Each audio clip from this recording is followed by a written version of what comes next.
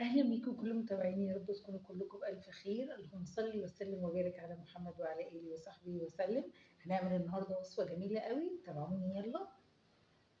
بسم الله كده. هنعمل كيكة بالحليب السخن بالزبدة. فوائدها بقى مش قادرة أقرب لكم بس الكاميرا على المقادير. بسم الله كده. زي ما انتم شايفين معايا 3 بيضات، بس يكونوا 3 بيضات كبار، يا إما لو بيضك صغير استخدمي 4.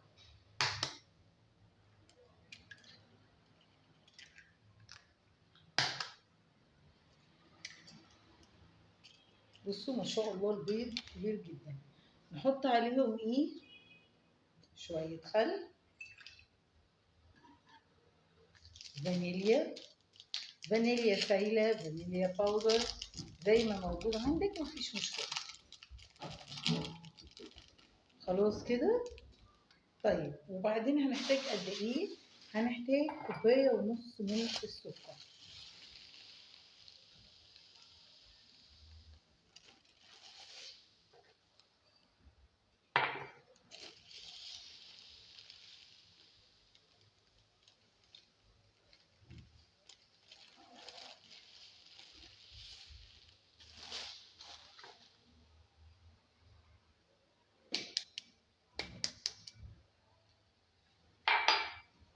ده كوباية ونص من اللبن، انا طبعا مسخناه.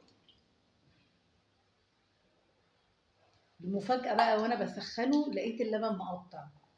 هعمل ايه بقى؟ نصيبنا يعني، هنقوله للبن لأ. وعايزين محتاجين حوالي نص كوباية من الزبدة. استخدمي زبدة فرن أو أي زبدة عندك، مفيش مشكلة.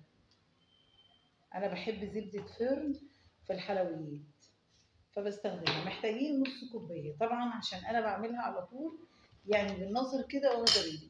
لو أول مرة تعمليها عايزة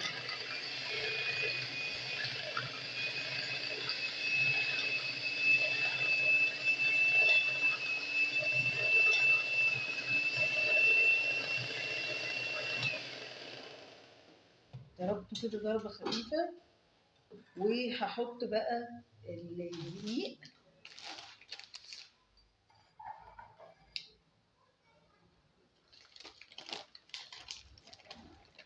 محتاجين 3 كوبايات من الدقيق.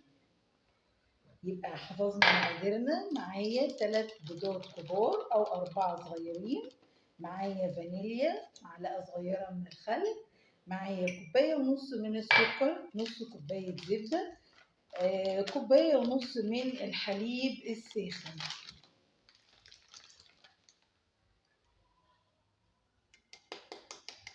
هنحط على الدقيق ايه؟ هنحط عليه بيكنج باودر، وهنحتاج كمان ذرة من الملح. كده تمام قوي.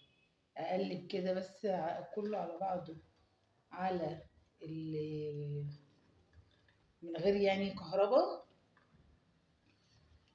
وبعد كده هولع المضرب بتاعي بس علشان خاطر الدقيق ما يعفرش في وشي.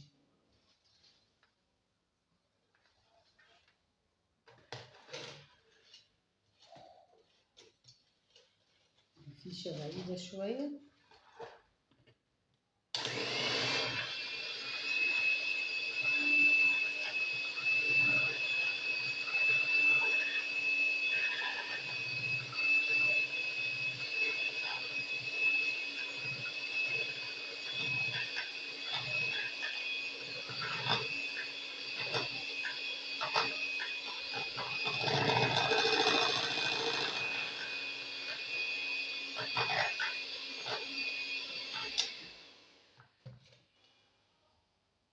هفصل الكاميرا لحد ما اكمل ضرب.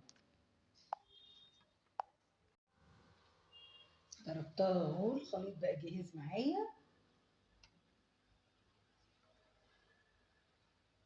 هبتدي ان انا انزله في الصينيه بعد ما بطنطها برضو بالزبده. عايزه اقول لكم الكيك ده بيطلع تحفه. انتوا خدتوا بالكم ان اللبن بعد ما غليته وانا متعشمه فيه طلع مقطع، وانا ما فصلتش الكاميرا وكملت بيه. يا ترى هتبوظ مني بقى ولا ايه اللي هيحصل؟ هتشوفوا بقى النتيجه اول ما تطلع. هتطلع تحفه جدا جدا. علشان اللي فاكره عندها لبن مقطع ترميه، لا، ممكن نعيده استخدامه تاني. وخلي بالكم انا طالعه معايا بالصدفه، يعني انا حطيت اللبن على اساس ان اللبن سليم ومفيهوش اي مشكله من اي نوع، وغليته عشان نعملها سخنه. ونشوفوا بقى ايه كيكه الحليب السخنه ان شاء الله دي اللي الناس عماله تقول عليها، وهتنفع ولا مش هتنفع. مفيش حاجه عندنا هنا ما بتنفعش، كله بينفع. اوسع بس الصينيه كده عشان ايه ما تبقاش في حته، لان انتوا زي ما انتوا شايفين القوام بتاعها متماسك، مش سايله ولا اي حاجه. ننزل بس العجين بتاع الكيك بتاعي. طبعا انا دلوقتي مشغله الفرن على درجه حراره 180، الرف الاوسط على الشبكه. سخنته اول ما حضرت المقادير بتاعتي وكل حاجه سخنتها، على اساس ان الفرن يشتغل 10 دقايق كده مسبقه قبل ما ادخل الكيك بتاعي. حاجه كده بقى وصفه تحفه، صينيه هتخش في ثواني ان شاء الله، هتاخد معايا حوالي ساعه الا تلت. وطبعا اول ما تطلع هوريها لكم عشان تشوفوا رايكم ايه. وما تنسونيش بقى لايك وشير وسبسكرايب يا حبايب قلبي، منوريني ومنورين قناتي، وربنا يا رب يديمكم نعمة في حياتي. هنشوف بقى ايه. بصوا القمر، بصوا جميلة ازاي. لسه طبعا هقطعها بس سخنة مولعة، بصوا سخنة نار. بصوا بقى هنقطعها.